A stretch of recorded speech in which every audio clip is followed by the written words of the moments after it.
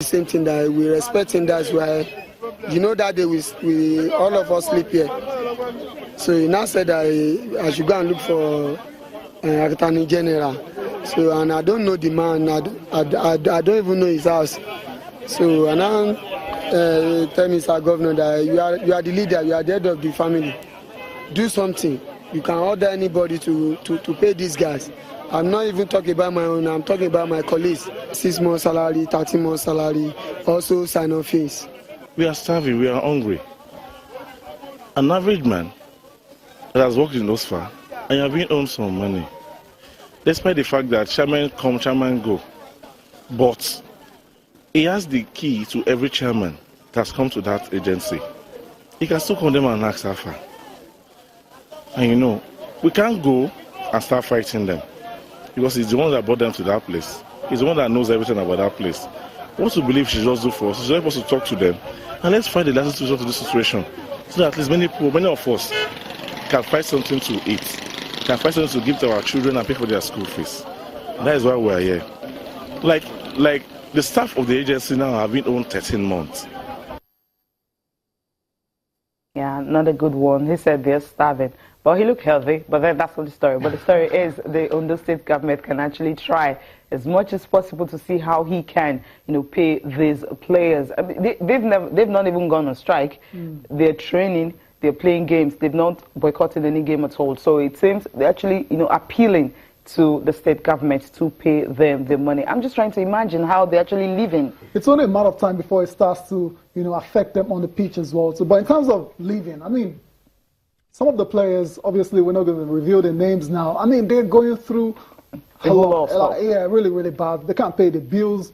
A particular one, you know, says his baby's, you know, medication, the run out of medication for the baby. He can't even afford to, you know, re-up and, you know, get his baby healthy. And this kind of situations, and there are lots more, you know, tales of woes on this particular situation, and something has to be done about it because, like I said, if we continue to have this kind of situation, then the league is as good as dead. I mean, when the players are suffering, then you're not going to get quality football from them. Yeah, that's why you have some clubs have all the big stars, why some they don't really have. Now, let's talk about Nigeria Professional Football League now. Rescheduled games for this week. Wiki Tourists, Rivers United, Rangers, all of them are in action today. Rangers will be hosting the Lobby Stars, and of course, Rivers will be hosting Kano Pillars. We'll just take a look at the fixtures for today now. Rangers and the Lobby Stars, Rivers United and Kano Pillars. That's the one everyone is looking forward to. Casino United and Ifeanyi Uba, and Wiki Tourists and Shooting Stars. These are the games, rescheduled games for next week. That's week 7 rescheduled. Now, start with Rangers and Lobby Stars. Rangers, I mean, the good thing is they actually... Bottom. Yeah, you need to say that. Bottom you don't have to look at... You don't have to but that's where they are. That's the reality. But you don't have bottom, 9 games and they played 6. Okay, yeah, so those games in hand don't translate to automatic points. So until they get the points on board, they're going to stay down there. So they've got their work cut out. They need to react, and it's good to see the coach Imama, you know, yesterday said, it's time to focus now on the rescheduled games because he knows that position is a very precarious one. You can't afford to stay there for too long, or you might just get used to it. Get the way of what happened to him last season. Exactly. So you need to start rising as soon as possible. And that game against Lobby, they've got to win it. I mean, there's not so it's you can't even negotiate it. They need all 3 points in that game, and they can start thinking of climbing the table. Okay, that's the one. Another one is Rivers United and Kano Pillars. If you take a look at the stats of the game, the head-to-head record between Kano Pillars and Rivers United, discover that it's more like shared, so just to speak. Just 2 games, though. Yeah, 2 games. And the reason for that is because Rivers United just... Sharks. We had Dolphins and Sharks merged into Rivers United. And this is just the 2nd year, so they've only met twice. Cecilia, 1 win apiece. 1 goal against 1 goal. I mean, really tight. That's not a lot. So. I mean, you can't really, you know, not more difference between both sides. But in terms of this season, in terms of preparations, in terms of form, you have to say Rivers United are slight. Actually, they are heavy favorites for this game. Form guide for Rivers United, the last 5 matches. Cecilia.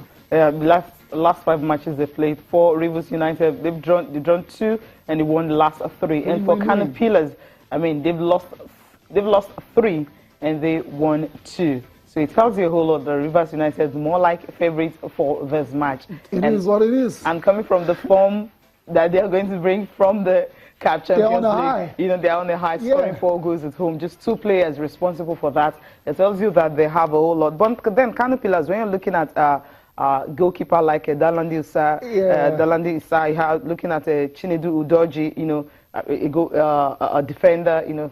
You remember him in Aimba and all that? No, yeah, he's a big veteran, very experienced. Yes, the goalkeeper also experienced. So we don't know if will they be able to score that 4 against Kano Pillars.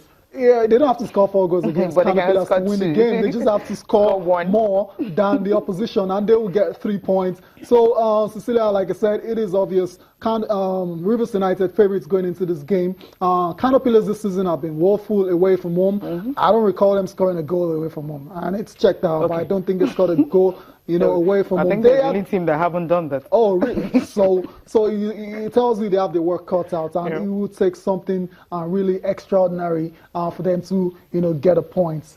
You know, in Rivers. It'll be very difficult. It's going to be very difficult. Yeah. Now, let's talk about this funny one. The goalkeeper, reserve goalkeeper, you know, he had to go. Oh, my you know, he needed to feed his stomach. He was hungry.